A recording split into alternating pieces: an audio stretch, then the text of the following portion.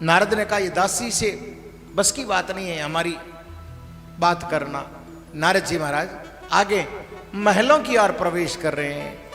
रानी रूप कंवरी ने देखा कि आज अंतःपुर में, रणिवास में कोई पुरुष नहीं जाता था, केवल संत जा सकते थे, ये नियम होता था।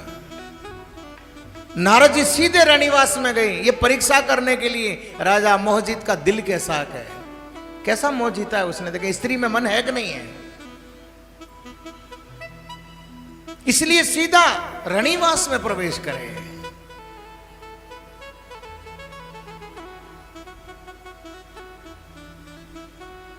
अंतःपुर में जाते ही रानी रूप कंवरी ने आकर के संतों के चरणों में प्रणाम किया। धन्य भाग महाराज मेरे, आज घर संत पधारे, आप संतों के दर्शन करके जीवन धन्य हुआ। नारद जी ने कहा, काय का जीवन धन्य हुआ, आज बहुत अशुभ समाचार है, आज का सूरज बड़ा अशुभ उगा है, आज जैसा दिन तेरे जीवन में कभी नहीं आया। ऐसा क्या हुआ महाराज? बोले, आज तेरे जवान इकलौते पुत्र को जंगल में सिंह ने मार दिया है। किसी भी मां को अपने इकलौते पुत्र के समाचार इस तरह कभी नहीं सुनाने चाहिए, मर जाएगी वो, मां है, लेकिन वो मां अलग थी महाराज। क्यों? उसने अपने पुत्र के मोह को जीत लिया था।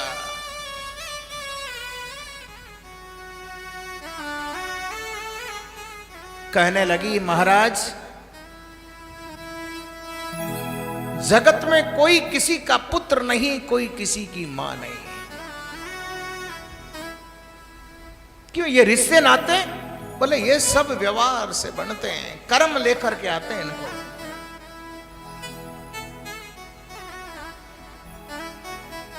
ये पलट भी जाते हैं। आगे भर्तृ जी की कथा आएगी महाराज, जिस कथा को सुनकर के हृदय उमड़ पड़े महाराज कि संसार में रिश्ते नाते भी कोई चीज होती है।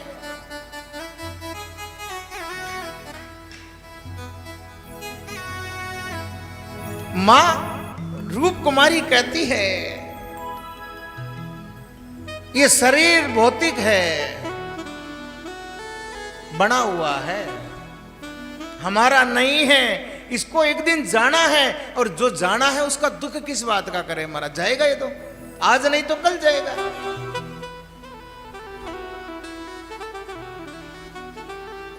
दुख उस बात का होता है जो हमारा हो और हमसे छिन जाए, हमारा था ही नहीं वो।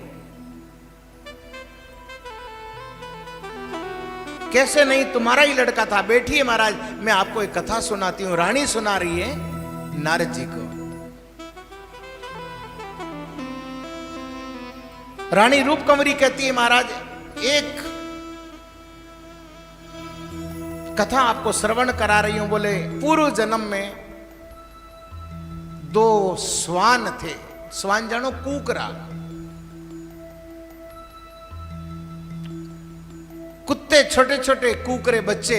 ये हमारे महेश जी बैठे, ये बहुत अच्छी आवाजें निकालते हैं उनकी, कूकरों की। तो दोनों साथ में, बड़ा प्रेम था दोनों के, तो तीर्थ यात्रा करने के लिए निकल पड़े दोनों कुत्ते, स्वान।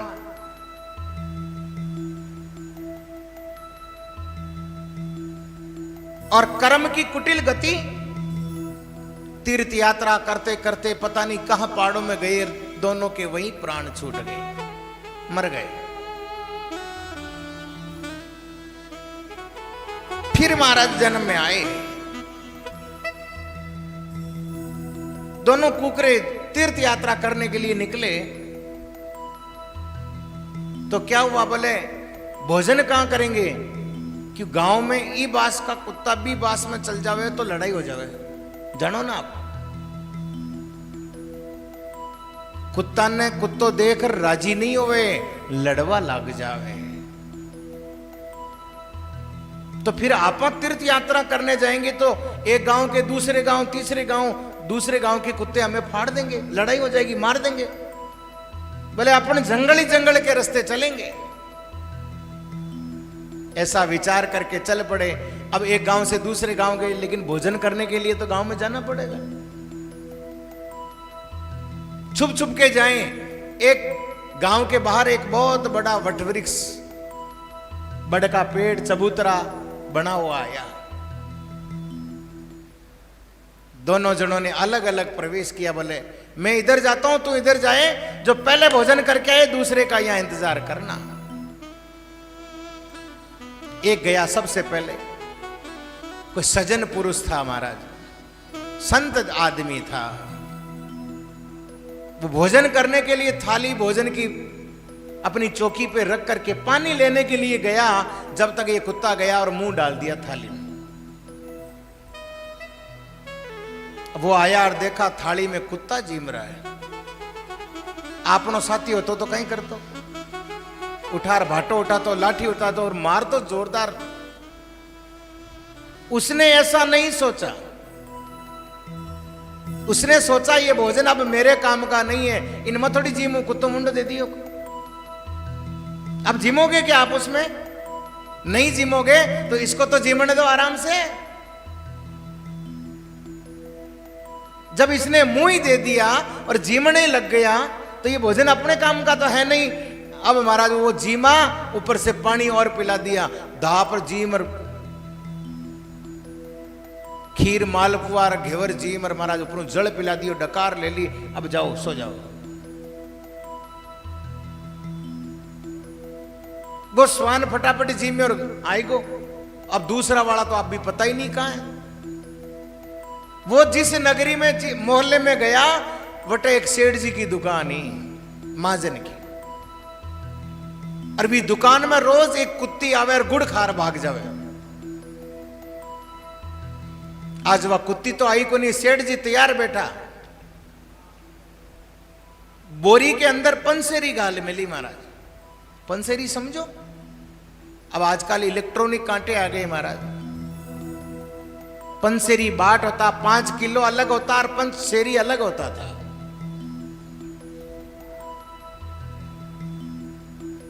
पंसेरी ने बोरी में डाल रखी थी और महाराज वो कुत्ता जो रोज खाता वो नहीं आया और ये पहुंच गया आज।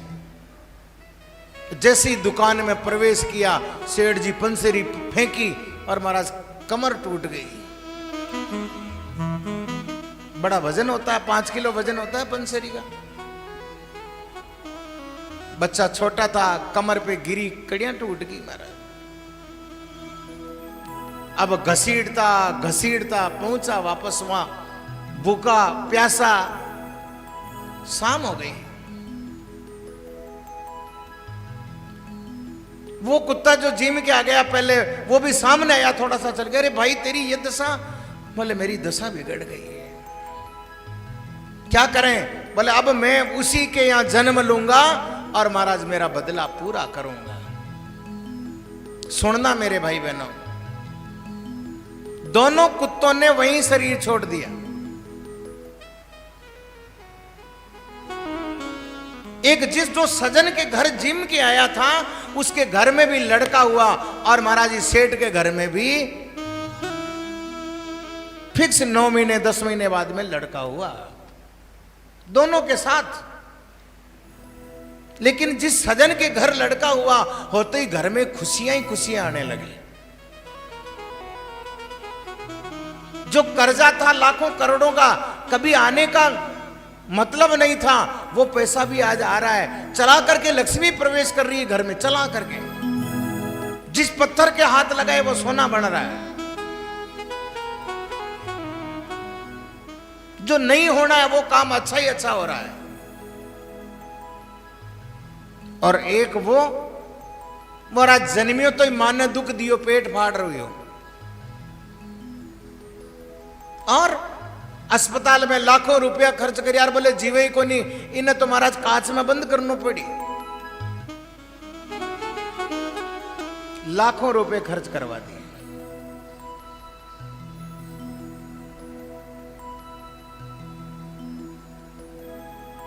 और दुख ही दुख देता है महाराज, रोता ही रहता है, रोता ही रहता है। घर का अदर राखे, चुप कराता रहे, परेशान हो गया, डबई को नहीं महाराज, रोतो ही रहे तो आ कहीं औलाद होगी।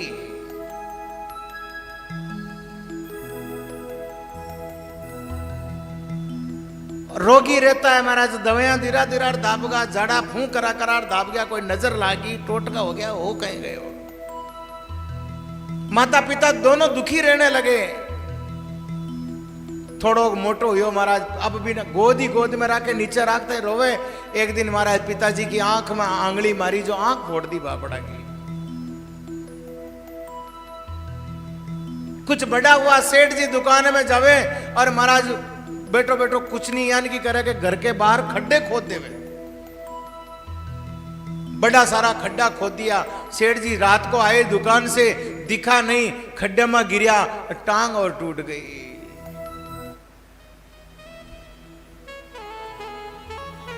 रानी रूप कंवरी कहती है नारद जी से, हे नारद जी महाराज, पुत्र या तो संसार में सुख देने के लिए आता है, या पुत्र संसार में दुख देने के लिए आता है।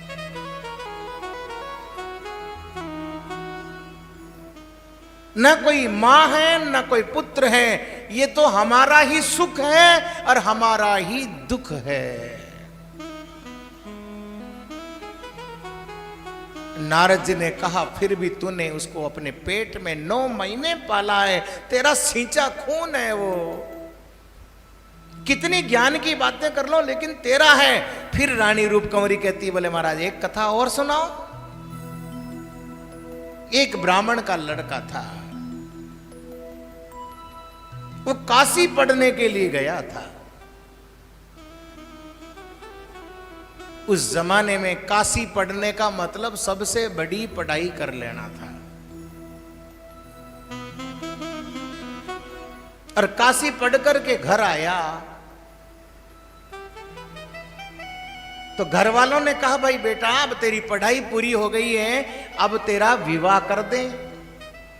उसने कहा, मैं विवाह करूंगा ही नहीं। अब महाराज ब्याह तो करना ही पड़े संसार चलाने के लिए। काका बाबा मामा फूफा फूफी सब भेड़ा हुआ महाराज, घर परिवार का दबाव नाख्यो, तन परनो पड़सी, तुझे विवाह करना पड़ेगा, शादी करनी पड़ेगी।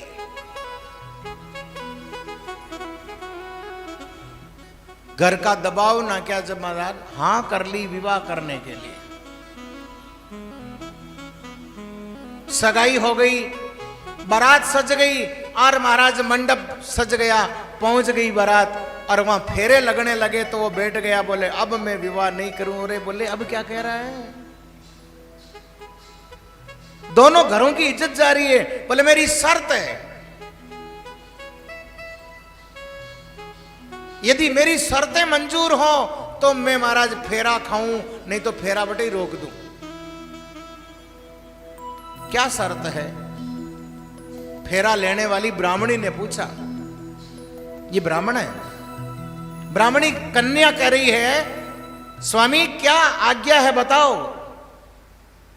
बोले जीवन भर मेरा कहना मानेगी। बोले इसमें तो कोई गलती नहीं है, मैं आपकी पत्नी हूं और पत्नी का कर्तव्य है अपने पति की आज्ञा का पालन करना। मंजूर है? बोले हां। दूसरी बात? बोले और क्या रह गई? बोले मैं कोई भी काम करूं उसमें टांग नहीं अड़ाएगी, कभी मना नहीं करेगी, चाहे मैं कुछ भी करूं। मंजूर है, आप अपना जीवन स्वतंत्र जियो। फेरे हो गए, विवाह हो गया, ब्राह्मणी घर आ गई, सब अपने अपने घर चले गए। समय गुजरता गया। काशी पड़ा हुआ ब्राह्मण के महाराज 9-10 महीने साल भर बाद में एक बच्चा हुआ। विवाह के 1 साल बाद और बच्चा होते ही उसने ब्राह्मणी से वो बच्चा ले लिया। होते ही ब्राह्मणी ने वचन दिया था, इसलिए उसको कुछ भी नहीं कहा। वो उस बच्चे को लेकर के जंगल की ओर जा रहा है, वन में चला गया। और जैसे ही वन में उसको बच्चे को छोड़ के वापस आने लगा, वो काशी पड़ा हुआ था, याद रखना, सब जानता था वो। वापस आने लगा, लड़के ने आवाज लगाई, कहां जा रहा है ब्राह्मण? क्यों भाई? बोले 5 मोहर मांगता हूं चूकने के लिए, तेरे घर में बेटा बन के जन्मा हूं। नहीं यहां छोड़ जाएगा तो फिर जन्म लूंगा। क्यों? जब तक लेन देन नहीं मिटेगा, जन्म दर जन्म लेना ही पड़ेगा।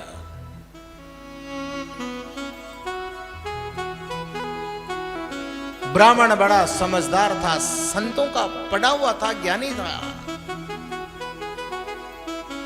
आज ही किसी यजमान के गया था, 5 मोर कमर के बंध रही थी। महाराज उस बच्चे के पास में ले जाके रखी, रखते ही बच्चा गायब ही हो गया, अदृश्य हो गया। ब्राह्मण घर आ गया। ब्राह्मणी ने नहीं पूछा मेरा बच्चा कहां गया।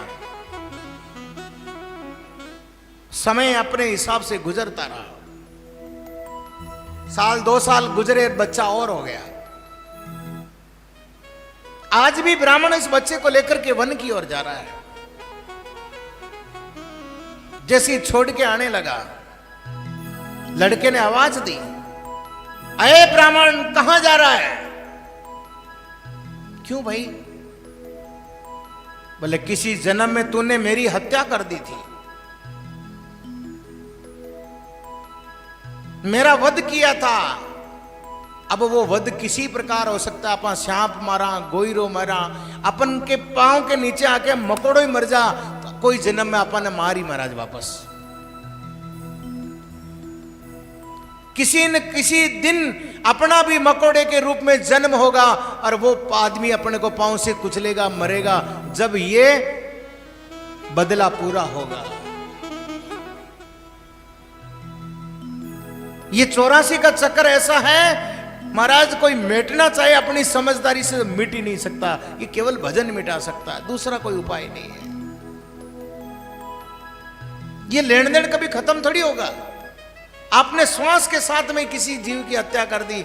जैनी लोग बांध के रखते हैं मुंह को, फिर भी कीटाणु जाते हैं। यदि आपने किसी की हिंसा करी, किसी को मारा है, एक दिन आपको जरूर मारेगा। आज नहीं तो कल किसी न किसी दिन मारेगा। महाराज की वाणी कहती है, दादू जा को मारने जाइए, सोई फिर मारे, जा को तारण जाइए, सोई फिर तारे।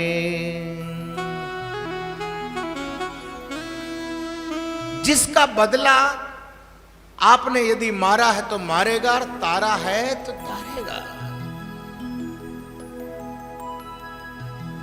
ब्राह्मण ने कहा बता क्या करूं?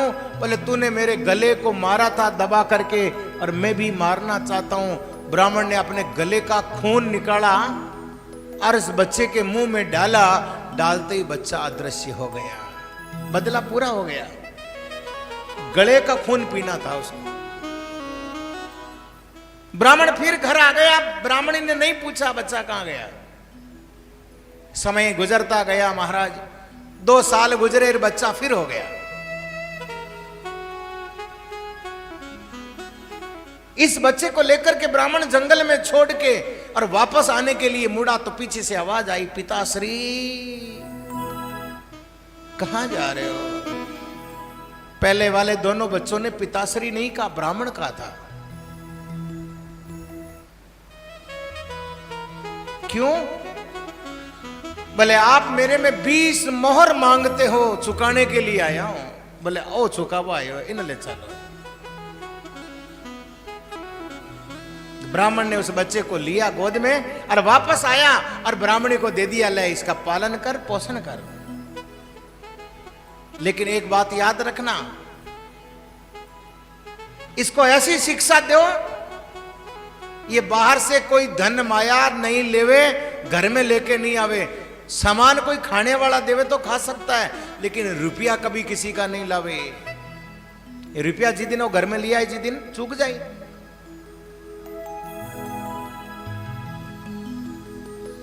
बच्चा बड़ा होता गया महाराज, 8-10 साल का हो गया। समय गुजरता गया, ऐसी शिक्षा मान ने दे भी दी। एक दिन रानी जी ने महाराज बच्चे को बुलाया। वो राजा की रानी के यहां पंडित जी थे।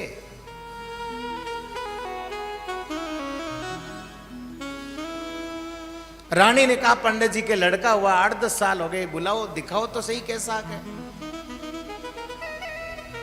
अपनी दासी को भेज के उसको बुला लिया महल। लड़का गया महाराज, उसको खूब खिलाया, खूब पिलाया। अब ब्राह्मण का बच्चा घर आया तो दक्षिणा तो देने का कर्तव्य बनता। जब दक्षिणा देने लगी रानी तो ब्राह्मण के बच्चे ने मना कर दिया, मैं पैसे का हाथ ही नहीं लगाता। रानी ने सोचा, अरे घरे आयोड़ो ब्राह्मण और खाली हाथ। बोले क्या लोगे, खाने पीने की चीज ले लोगे? बोले हाँ। रानी ने 20 मूंग के लड्डू बनवाए। सियाड़ा को समय हो बेटे, लड्डू बनवाए डाल, और एक एक लाडू में एक एक मोर दाब दी महाराज। और थैला पकड़ा दिया ब्राह्मण के बच्चे के हाथ में, ले जा बेटा जाओ। ब्राह्मण का बच्चा घर आया और अपनी मां ब्राह्मणी को थैला पकड़ाया और कहा, मां मैं थक गया हूं, थोड़ा सो जाता हूं। जाके सो गया। शाम के समय ब्राह्मण घर आया, ब्राह्मणी से पूछा, लड़का कहां है? बोले सो रहा है। बोले ये संध्या का समय है, उठा उसको।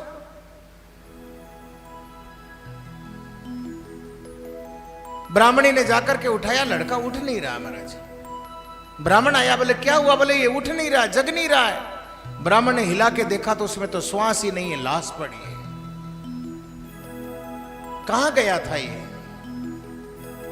बोले रानी जी के पास महल में बुलाया था।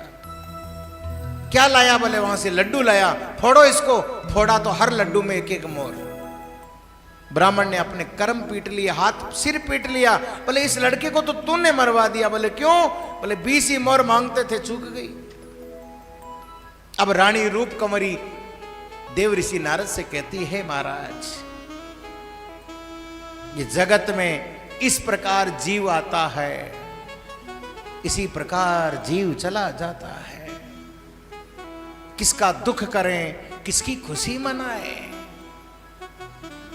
नियम है जगत का महाराज। अच्छी कमाई करो, ये मनुष्य जन्म दोबारा नहीं मिलेगा। देव ऋषि नारद रूप कंवरी की बातें सुन करके सोच लिया, रे भाई यहां कोई दुख हुआ ही नहीं मां को, लेकिन जिसका पति मर गया हो उसको तो दुख हुआ होगा। और आगे वाले महल की ओर प्रवेश कर रहे, अंतपुर में और आगे।